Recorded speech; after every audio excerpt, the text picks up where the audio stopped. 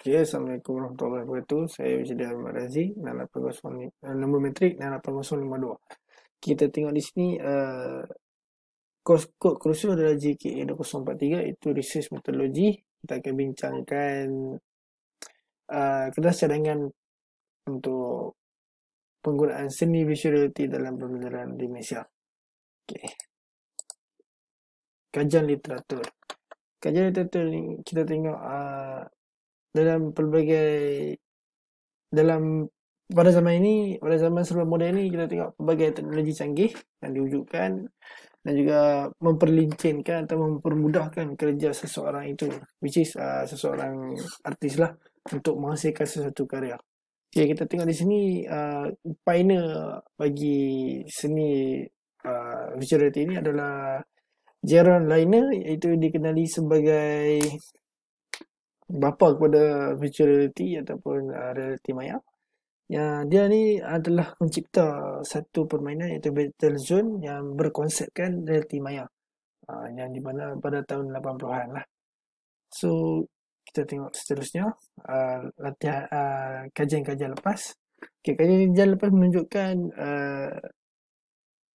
seni visual reality ni banyak memberi impak yang menarik ataupun impak yang kuat kepada pelajar-pelajar seni yang seperti yang dikatakan oleh O.C. Dewi Indah Wulansari pada tahun 2013, mengatakan penerapan teknologi augmented reality ini adalah satu pembelajaran yang cara baru yang lebih interaktif yang menjadikan para pelajar tidak bosan berbanding dengan cara konvensional. Cara konvensional itu which is masih menggunakan kaedah-kaedah lama seperti kelas-kelas drawing dan sebagainya lah.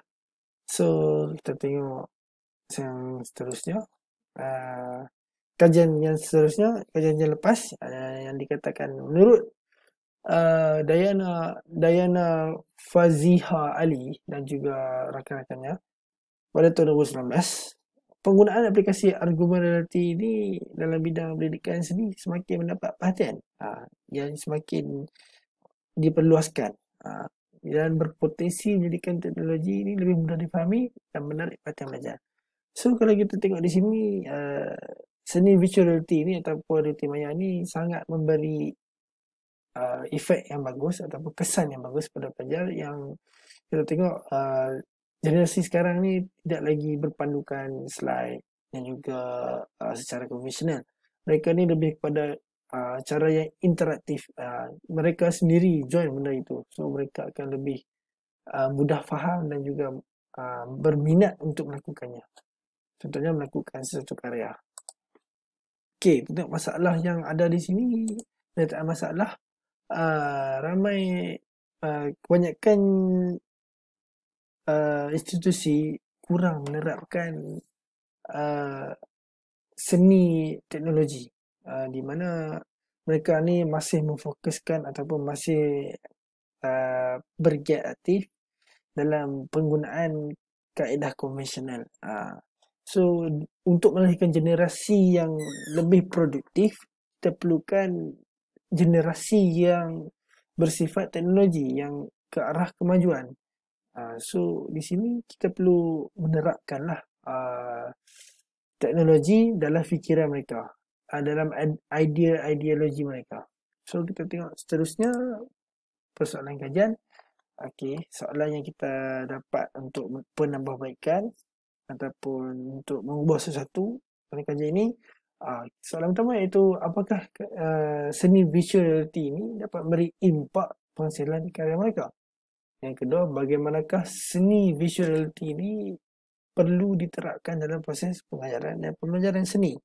Yang ketiga, adakah mereka berpotensi untuk menghasilkan karya seperti visual reality ini ataupun reality maya. Seterusnya, kita akan mengenal objektif kajian, iaitu mengenal pasti penggunaan seni visual reality ini terhadap pelajar seni dalam penghasilan karya-karya mereka.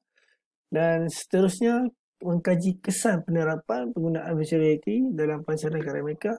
Dan akhir sekali, itu mengkaji kelebihan dan potensi dalam penghasilan karya yang berbentuk visual reality. Okey, kepentingan kajian.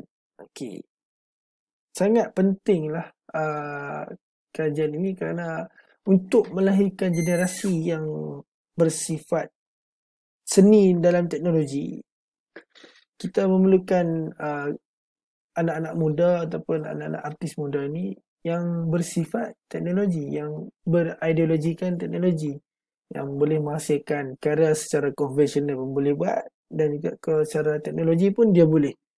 So di situ adalah satu ability untuk dia untuk menceburi dengan lebih jauh, dengan untuk pergi lebih jauh lah dalam bidang seni ini. So kita nak anak muda generasi kita ni yang mengikut mengikut arus teknologi dalam seni. Okey, seterusnya metodologi kajian ataupun cara yang saya pilih adalah cara kualitatif, yang kerana saya fikir sesuai dengan kajian saya. Okey, yang seterusnya iaitu cara dalam kualitatif, iaitu secara pemerhatian. Pemerhatian yang dilakukan, yang akan saya lakukan adalah dalam tempoh yang agak lama, iaitu selama 3 atau 6 bulan, kerana ia perlu memerhati apa yang perlu apa masalah ataupun apa kekurangan yang perlu kita, apa yang masalah dan kekurangan yang perlu yang ada dalam diri yang dalam institusi tersebut. Okey. Seterusnya sesi soal jawab. Sesi soal jawab ni dia terbahagi pada 2, iaitu secara kita mengeluarkan kertas soal jawab ataupun secara kita interview, secara bersemuka dengan mereka. Ya lebih mudah lah. Bagi saya lebih memilih untuk secara interview atau bersemuka dengan mereka, kerana ia lebih kita boleh mendalami apa yang mereka mahu, apa yang mereka rasakan, apa yang mereka rasa kurang, apa yang perlu ditambahbaikkan. Kita dengar sendiri penjelasan daripada mereka. Okay, seterusnya kita tengok fokus kumpulan. Yang saya memfokuskan pada satu institusi saja, iaitu which is satu institusi yang mempunyai khusus seni, dan juga saya akan memilih kelompok itulah sebagai satu fokus saya saja. Kerana untuk menjayakan kajian ini kita hanya perlukan satu fokus saja. Okey, kita tengok di sini tinjauan. Selepas melakukan pemerhatian, sesi soal jawab, kita dah fokus dah. Kita sudah ada fokus, so kita perlukan tinjauan. Tinjauan ni adalah proses akhir lah untuk kita tengok kajian ini adakah ia dapat direalisasikan ataupun tidak. Okey, seterusnya kesimpulan. Kesimpulannya, saya menjangkakan ramai pelajar yang bila dia dah grad, dia dah menjadi artis, dia akan selesa dengan teknologi dan tidak rasa kekok dengan teknologi seni virtual reality ni, kerana dia sudah diterapkan dari awal dengan seni reality maya ataupun virtual reality. So dia akan mengeluarkan satu karya yang sangat menarik dan sangat karya yang berkonsepkan teknologi dan selari dengan perkembangan moden kita. Dan apabila karya-karya seperti ini dilahirkan, ramai artis-artis lama akan cuba menceburi juga. Dan di situ seni virtual reality ini, seni penggunaan teknologi ini akan lebih cepat meluas dan dia diperkembangkan dalam Malaysia. So kita akan boleh setanding ataupun seiring dengan negara-negara lain yang artis-artis mereka yang semakin rancak dalam penghasilan karya yang berbentuk teknologi, sama ada virtual reality ataupun dan sebagainya.